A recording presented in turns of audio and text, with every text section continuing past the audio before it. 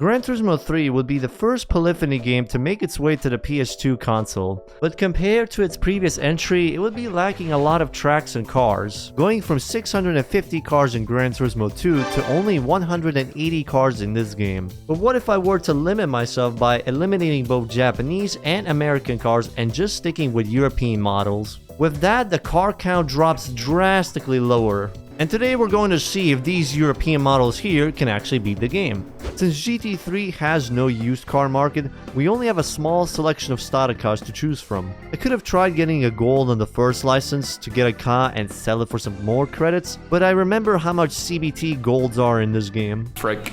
Ah! Ow. Shit. Where is my grip? Car. You understeery bitch. So I ignored that option and started off immediately with a Beetle, which was actually a smart decision because there is a Beetle competition in this game. Now we are free to get our licenses. In GT3, only gold rewards would give you a car, so I essentially speedrun through them. It's also only 8 tests, which made this go pretty quick. With National B and A out of the way, we can officially get started. Unlike GT4, the Sunday Cup is actually competitive here, so I'm spending the remaining credits on a sports muffler. First event in our shiny Beetle here, and it's off to a good start already, up into 2nd place, but the Del Sol in 1st wasn't going down without a fight. It was pretty close for the entire race, but I clutched the first win of the run. 1,000 credits later, we are back in the upgrades shop. This time around getting the racing chip for just a bit more power. The biggest tragedy of this run is that there is no GT guy here. I already missed that handsome bastard and his hydration checks. Midfield's up next, and the Beetle is proving its ground around here with some nice overtakes. But even then, the AI was only a 10th behind me. And the last event is Trial Mountain, and the same 2 opponents are here. And with a dive bomb inspired from Max Verstappen, 1st place is secured. That wraps up Sunday Cup, and the very first prize car is a car that I can't use. Great success. Credits were looking good, so I treated the Beetle with a Stage 1 NA upgrade, getting it up to 166 horsepower, and spent a bit on an oil change. GT guy, come back, we missed you, this doesn't feel right. FF Challenge was up next, and my main rival was going to be a Lupo Cup car. Compared to everyone else, it was really good, and it proved to be a little bit challenging at first. On the 2nd lap, just barely squeezing into the lead, and even then, it was glued on my ass. To be honest though, I was loving these battles the game was throwing at me. It was honestly a lot of fun because we all like a little bit of a challenge and not just an easy path. In the end, the Beetle crosses the finish line and wins us the FF Cup, giving us the best vehicle in this game. With more money comes more upgrades to our shiny Beetle, and it's ready to try out the NA Sports Cup, where our trusty Beetle went to town just cruising towards 1st place. On the final event though, a Vitz was proving to be quite challenging as it took me ages to get close to it, fighting it out on every corner until the final straight, where it turned into a drag race towards the finish line, winning by only 1/10. Now that is close racing action we like to see, ladies and gentlemen. Can we please get that back in F1 already? The reward is a nice looking Del Sol, which gets sold off immediately, and because each race gave me 5,000 credits for winning, I had over 20,000 credits to play around with. So I got racing slicks and a semi-racing suspension and played around with the settings. With those upgrades, the car felt so much better to handle. That Clubman Cup just flew by, and it gave a cute looking Miata as a reward, which I calmly swapped out for another racing upgrade. I was looking around the Amateur League and wanted to test the Beetle here. This would be the first event where tire degradation plays a role, and GT3 is known for how quickly tires die off. This is also where some of the events really stretch with lap count, so I thought why not speed up the emulator to make it a little bit quicker, but that lasted a short amount. The AI here was really quick. Even with all the upgrades, the Beetle wasn't gonna have it easy, but somehow it manages to claim victory yet again. But still, the most distance I could get wasn't even a full second on them. They were that close always. My reward for all this? Another Japanese car that gets sent to the junkyard. Please don't hate me, JDM fans, for this. We just need the money. With each given cup, the Beetle is becoming stronger and stronger, and with the help of the Giga Chud himself, T-Kanji, the transmission was just incredible. Now the cup the Beetle was destined for. We have a bunch of Beetle Cup cars in here, but considering all the stuff I threw into my car, it was a cakewalk. The Beetle has become a true dominant force on the racetracks. It beat the competition, and this time the reward was actually useful. It was a 4-wheel drive Beetle RSI, which I took to the beginner league to test it out, and it whooped ass in there. there. I was legit baffled by how good these Beetles can be, so much so that it made me want to replay Beetle Adventure Racing. If you haven't seen that game, go check out my manufacturer video. It's a really fun game for the N64. As much as I like these cars, I didn't want it to just be a Beetle run only, so I looked for another car and I swung around the Mercedes dealership and saw an SLK 230, which could qualify me for the Silver Arrow Cup, but I lacked a little bit of funding, so I had to do the most heartbreaking thing in this run.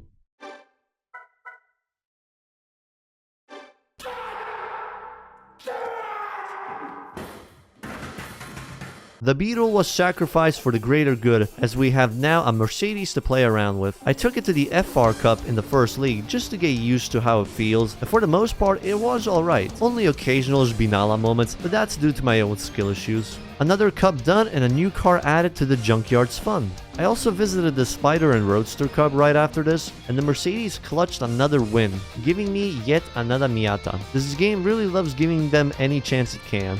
Now for the event that I actually purchased this car for, the Silver Arrow Cup. The first one was a little bit tricky with the constant slipstream the AI had. This was probably the smallest margin that I've ever won a race with, but it was worth it as the reward is a big chunk of credits. It made way for a nice turbo upgrade, giving it 100 more horsepower, and I went ahead and bought a full transmission upgrade and suspension upgrade alongside that. And who else could tune this thing besides the one and only Gordon Ramsay of Gran Turismo tuning?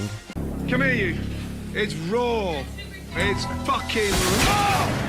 After all these changes, this car felt like it was in a league of its own. This is why you let Gordon Ramsay cook, fellas. Now what reward do I get from the Silver Arrow Cup? The same exact car that I used for it. It did still give me a decent amount of credit, so it wasn't completely worthless. At this point, the car was so good, it dominated most events. The Turbo Cup, done and dusted, the Amateur Silver Arrow Cup, obliterated the opponents for a very nice touring car that I'll use later. By the way, this is how the garage looked like after we got the new car. I was starting to see a pattern here. For now, I wanted to see how our current SLK would fare in the first GT World Championship. In here, you have rally cars and an MRS that can be annoying on some tracks. However, even here, the sheer performance of this Mercedes was too much for the rally cars to match. But the MRS wasn't giving up that easily. It takes its first victory here and it follows the same trend in the next couple of events. However, when I got to Laguna Seca, it's like something possessed the MRS driver, because it was just pulling away so easily, and the only way I managed to even get to first place was with a Forza strategy. Now I'll admit, this was a dirty strat, you are correct, and I didn't feel happy with that, but all that mattered to me was getting the most amount of credits for these events for future car or upgrade purchases. Afterwards, the Mercedes dominance continued on until it got to Apricot Hill and the MRS wiped the floor with me. In the end, we secured the championship, giving me 50,000 credits and giving me the yellow Evo as another gift for the junkyard owner. There wasn't much I could change on the touring car apart from suspension and transmission, and I took it to the Japanese championship afterwards. Originally I thought these would be limited to only Japanese cars like it is in GT4, but here it didn't matter. It only really meant you were racing against Japanese cars on Japanese tracks, and it's really quick. It got into first and never looked back. The American Championship proved to be a bit challenging with a race car Corvette being in there. We were pretty much hugging each other through most corners, and some events I was able to get a bit of a gap from it, but I don't know why, but it's always on Laguna Seca they turn into the best possible driver out there, making no mistakes and increasing their lead. However, all that pushing did bite it back in the ass. Oh, what? What happened to him? Oh, massive skill issues, let's go! Even though this happened by the end of lap 3, it was within a second of me, but a few more skill issue moments let us keep the lead and win this championship. The reward from this is an Audi TT, which I actually need for the Audi Cup. And one thing I would highly suggest for you to do if you drive this car, get the VCD controller upgrade and to put it all the way to the left. Until you equip this, it will basically drive like an FF car with a lot of understeer. With some more upgrades added, the TT dominated this cup, only to give me this. Oh wait! It's the exact same car! In the exact same color! Literally the exact same thing! This is the Gran Turismo 3 experience, fellas. I did the same cup in the amateur league and it was definitely challenging. Like every straight they were on, they were absolute missiles compared to me. Despite all that, I managed to win this and get an S4. I figured why not try and use it for the 4-wheel drive challenge, but then I realized I forgot to get upgrades and went back to the shop. Afterwards, it felt so much better and it completed the challenge with ease. Because this game had such a low amount of European cars, when I tried the European Championship, the only threat I guess you could say was the Zonda. And that car is a boat, so that didn't last too long. This championship had 2 European cars that I needed, and one of them is this Mini here. It's the only thing that qualified for the KK Cup. I didn't want to underestimate the AI again, so I got a few upgrades and went into the events. The Mini put the other K cars into their place, claiming victory after victory and giving us the Żbini Cooper.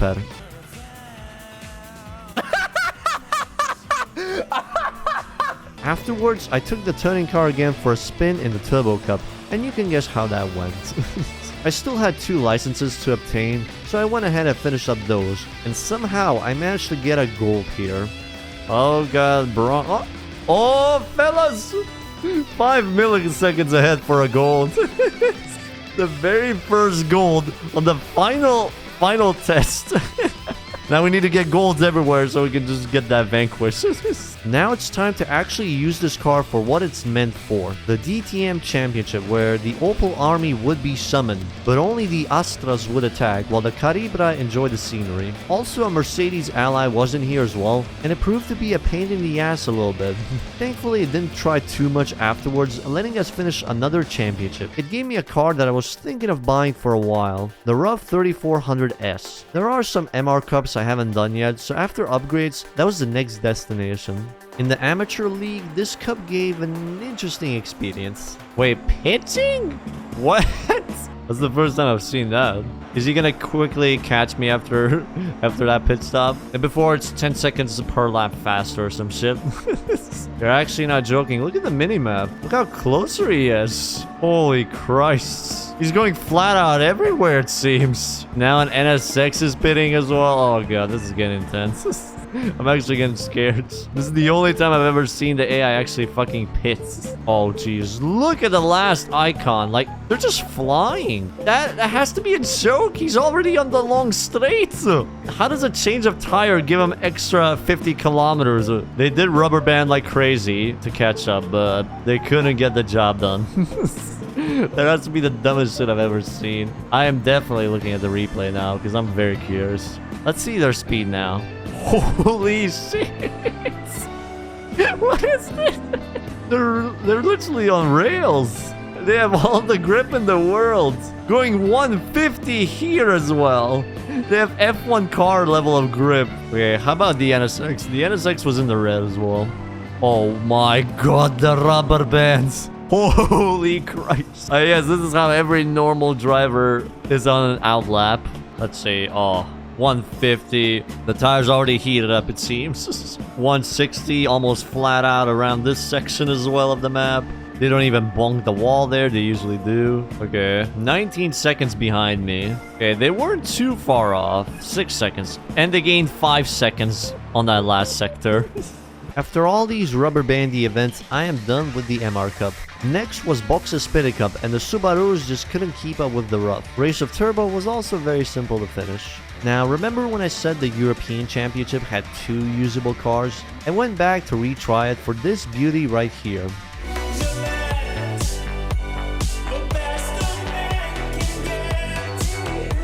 This car is absolutely incredible, and with a Stage 2 NA upgrade, it went up to over 700 horsepower. And with the help of Gordon Ramsay, we tuned it to perfection. It only used the first 3 gears to prevent it from wheel spinning like crazy, and this setup worked so nicely. Kanji is the absolute GOAT when it comes to tuning these cars to their max. Please do me a favor and go drop a sub to this Giga Chud. He absolutely deserves it. I tried the GT All-Stars Championship and this car absolutely dominated. No matter the track, this car just handled handle it with ease, securing us another championship. Now, I'll be honest, at this point, I could have easily done everything else in this car and finished the run quick, but people told me there was an even faster car than this in the professional series, the Pagani race car, so I felt like trying it out. In order to get it, it required 2 10-lap events in Rome against the race car variant, which were not too difficult, but just really time-consuming. The only reason this was a little bit tricky is because the C12S is quite literally a boat, and it's so bad to drive. Without Kanji's assistance and setup, this would have been a nightmare to complete. After spending a stupid amount of money on this thing, I went ahead and completed both races, winning this monster of a car. Now, why a monster, you may ask? Because of this. With some mandatory tweaks later, it was time to see what we have here. 1200 horsepower, it'll be fine, it'll be fine. The famous last words, it'll be fine. Oh Jesus, it's quick. Oh god, fellas. Oh, the rear. I'm scared to go full speed in this thing. Gordon Ramsay has done it again, fellas. Oh, brother in Christ, what have you done, Kanji? What have you made? This is so much better than the other Pagani. It's a night and day difference. So now we can officially say we've used 2 Italian cars in this challenge. So the only country we haven't used in this challenge run was French cars. But everybody hates the French, so I think it's fine.